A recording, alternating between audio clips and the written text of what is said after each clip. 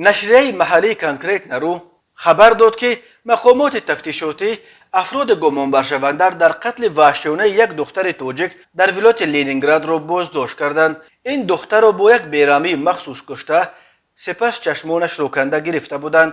جسد دختر 20 ساله زاده تاجیکستان را با علامت‌های یقینا مرگ مجبوری روز 2 اکتبر سال 2021 از یک جنگل در نزدیکی دهه میاگلوی نویه فسیولوژسکی پیدا کردند. میاگلوو در کنار شهرهای مورمانسک در فاصله عمگی 12 کیلومتر از کناره‌های جنوب و شرقی شهر سنت پتربورگ جایگیر شده است. جوغ پایان جسد شکسته، در گردنش آثار بوغی کردن دیده میشد و چشمانش را کنده گرفته بودند. در رابطه با این کشتار با بیرامی مخصوص پرونده جنایتی آغاز کردند. اپراتیو پریکریتی با تکیه به منابعش خبر داد که روز 6 مارس 3 نفر گمان برشونده در قتل این دختر را در 3 سراغه مختلف دستگیر کردند. از جمله قدرت الله که 25 سال دارد در تالار بین المللی فرودگاه پولکوو، حسن‌الدین 27 ساله را از نزد بنای رقم 17 در کوچه کانتیمیر و بختیار 47 ساله را در کوچه پراشسکا در شهر کودروو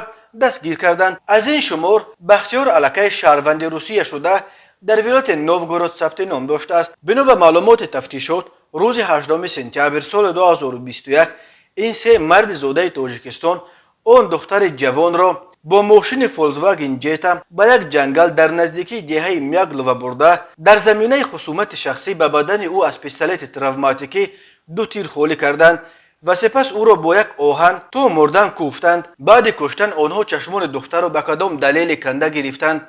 ظاهرا بر پایه این باور که میگویند گویا پیش از مردن چهره آخرین کسی که انسان میبیند در چشمانش ابدا نقش میبندد. و اما درباره سبب چنین کشتار بیرحمانه دختر از سوی هموطنانش بجز از خصومت شخصی شرح دیگری هنوز داده نشده است. گفته می شود هنگام گفتگو از بختیار یک بسته با مواد خاکی سفید هم پیدا کردند.